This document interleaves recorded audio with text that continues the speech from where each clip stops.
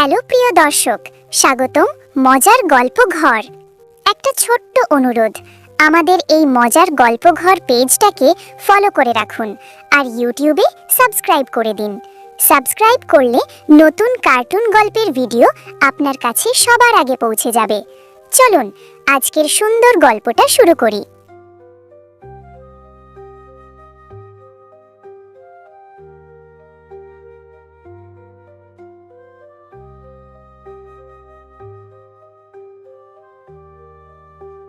গ্রামের নাম দুর্গাপুর। গ্রামের একেবারে শেষ প্রান্তে একটা মাটির ঘর, ভাঙা চাল, ফাটল ধরা দেয়াল, দরজায় তালা নেই, তবু কেউ ঢোকে না।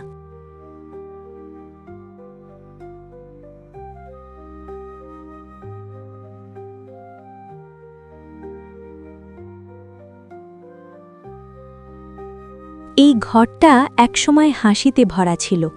আজ এখানে বাতাস ঢুকলেও মানুষের পা পড়ে না, কারণ মানুষ ভুলে যেতে চায়, কিন্তু ঘর ভুলে না। গ্রামের লোকেরা বলে, এই ঘরে অশান্ত আত্মা আছে, রাতে নাকি কান্না শোনা যায়। কিন্তু আজ সেই ঘরের সামনে দাঁড়িয়ে আছে এক তরুণ, নাম নিলয়।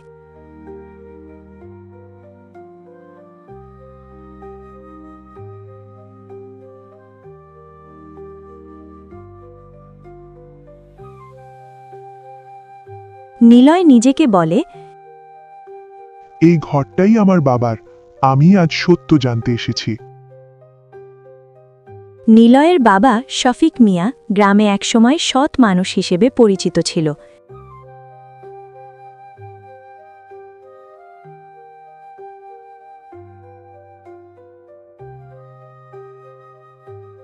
কিন্তু হঠাৎ একদিন সে নিখোঁজ হয়।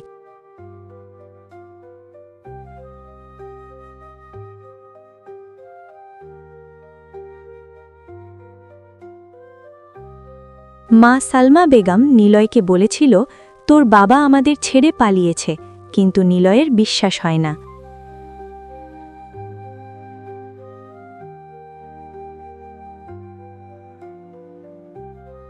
যে মানুষ মাটির ঘরে থেকেও মাথা উঁচু করে বাঁচত, সে কি হঠাৎ করে সব ছেড়ে চলে যেতে পারে?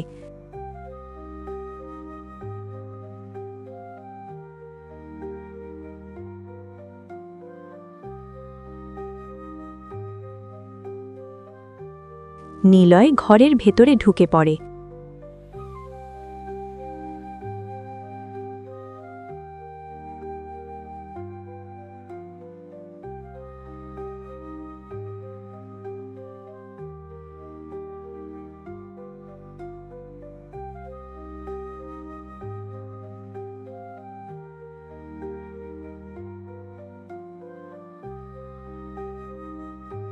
ধুলোর নিচে পড়ে থাকা একটা পুরনো কাঠের বাক্স।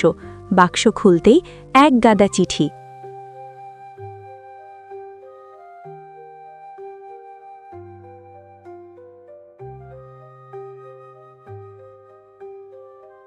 নিলয় প্রথম চিঠিটা পড়ে, শাফিকের লেখা। যদি আমি আর না ফিরি, জানবে আমি পালাইনি, আমাকে থামিয়ে দেওয়া হয়েছে। নিলয়ের হাত কাঁপে। আর একটা চিঠি, গ্রামের ৩ জন মানুষ জানে আমি কোথায়, তারা মুখ খুলবে না, কারণ তারা ভয় পায়।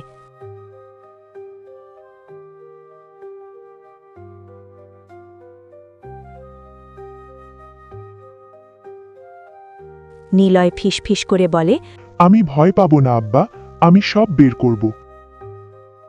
নিলয় এক এক করে গ্রামবাসীর সাথে কথা বলে।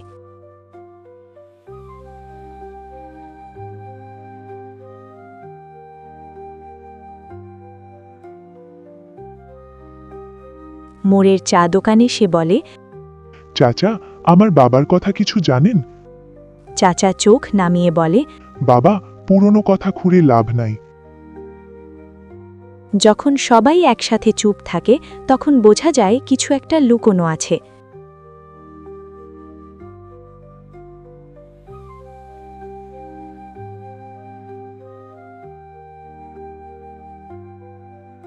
নিলয় বুঝে যায় গ্রামটা তার বাবার সাথে বিশ্বাসঘাতকতা করেছে।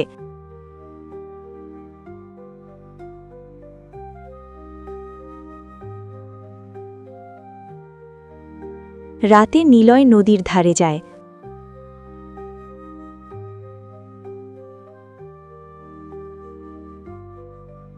পুরনো মাঝি কাশেম কাঁপা গলায় বলে। তোর বাবা অন্যায় করেনি। নিলয় উত্তেজিত হয়ে বলে। তাহলে সে কোথায়? কাশেম চোখের পানি মুছতে মুছতে বলে। ও গ্রামের জমির হিসাব ধরেছিল, তাই ওকে সরিয়ে দেওয়া হয়। নিলয়ের বুকের ভেতর আগুন জ্বলে ওঠে।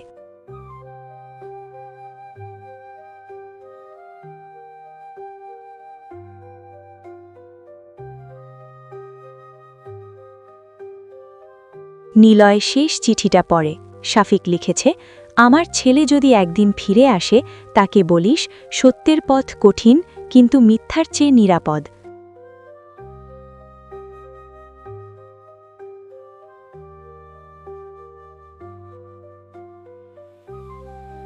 নিলয় চিৎকার করে বলে।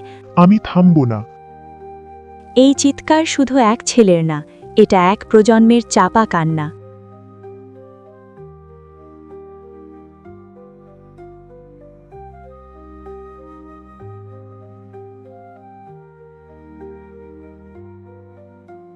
গ্রামে আবার সালিশ বসে। নিলয় সবাইকে চিঠি পড়ে শোনায়।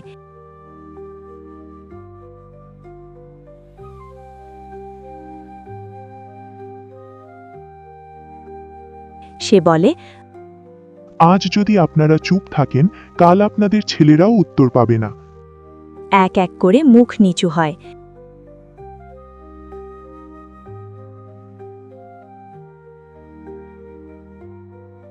একজন বলে ওঠে, হ্যাঁ, শফিককে আমরা হারিয়ে দিয়েছি। সত্য বের হয়, দোষীরা শাস্তি পায়।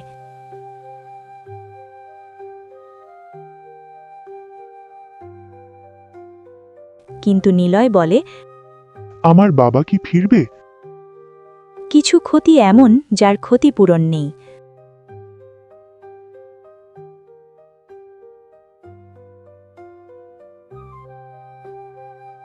মা সালমা নিলয়কে জড়িয়ে ধরে, তুই যা করেছিস তোর বাবা শান্তি পাবে। মাটির ঘরটা আবার মেরামত হয়। নিলয় দেয়ালে একটা লেখা টাঙায়, এই ঘরে মিথ্যে ঢুকবে না।